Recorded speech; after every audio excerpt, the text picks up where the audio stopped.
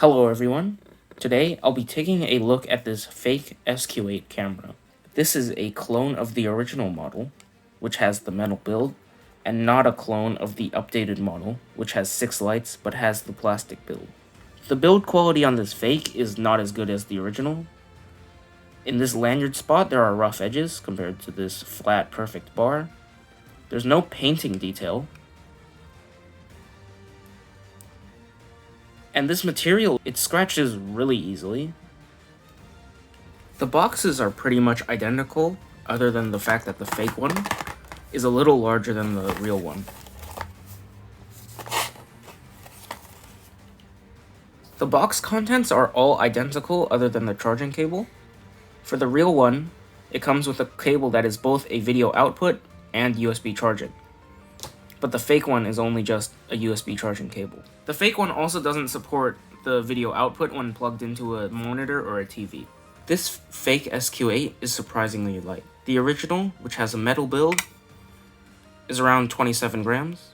This fake one is around 7 grams, and even the updated one that I looked at previously is only around 11 grams. Of course, the most important part of any camera is the video quality, and this camera is pretty disappointing. Up first is this angle looking down the beach, and image quality is really bad. It's lacking in contrast, which makes the greenery to the left of the road look more like a dark blob instead of having any detail. The field of view is very narrow, which is much more noticeable when compared side by side to a real SQ8. Zooming in 150% on the real SQ8 gets around the same field of view as this fake. For these small cameras, the narrower field of view makes shaking a lot worse, and it makes it harder to keep your subject in frame.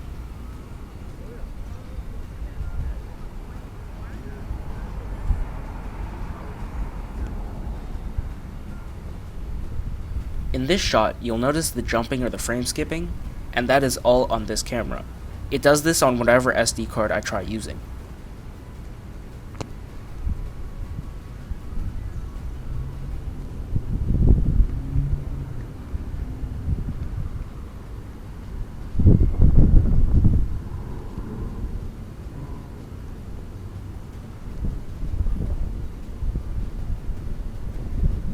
Images from this camera are very red tinted, and it becomes a problem when it changes brown to pink.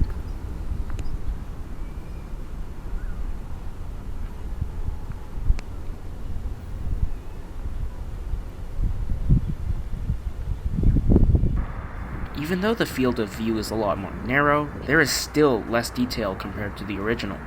Bushes here look more like green blobs than actually resembling anything.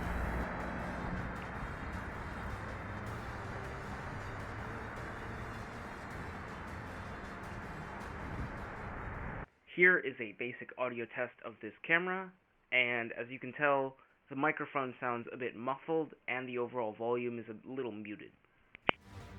I forgot to do the night vision test, so here we go. Unfortunately, the only thing that's really colorful I have on hand is this Pokemon card, so that'll have to do. Alright, it's time to turn off the main light. And I can't see anything.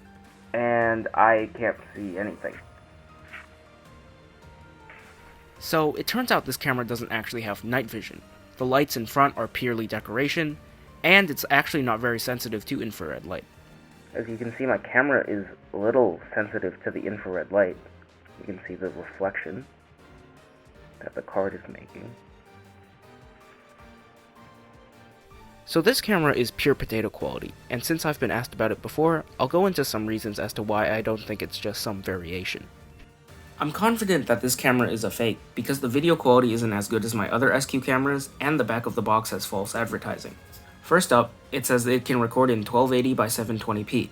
That is a 16:9 aspect ratio, but the only video that this camera can record is in 4:3.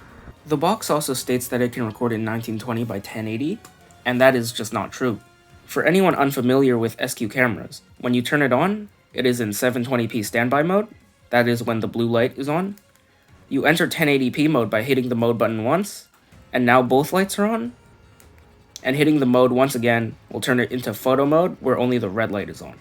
Now for this fake camera, turning it on enters 720p mode, which is normal, but pressing the mode button once instantly takes you to photo mode. There is no option to adjust between 720p or 1080. These two cameras also differ in battery life, where the fake one lasts around 10 minutes and the real one lasts around 40 to 45 minutes. I was wondering why battery life was so bad, but it turns out that the battery is just really small. For reference, this is what a proper battery size should be, and this is what the pipsqueak is, so that explains that.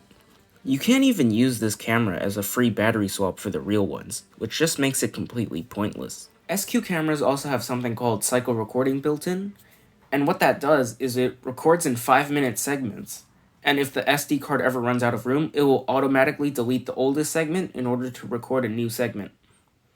However, this fake camera does not have that. It just records in a flat 10-minute chunk. So this was a PSA that fake SQ8s exist. I'd say anything under $10 is most probably fake. You can leave any questions or comments below. Motion detection is very gimmicky. In my experience, the battery life isn't long enough to actually record anything interesting. As usual, I thank you all for watching, and I hope you have a great day.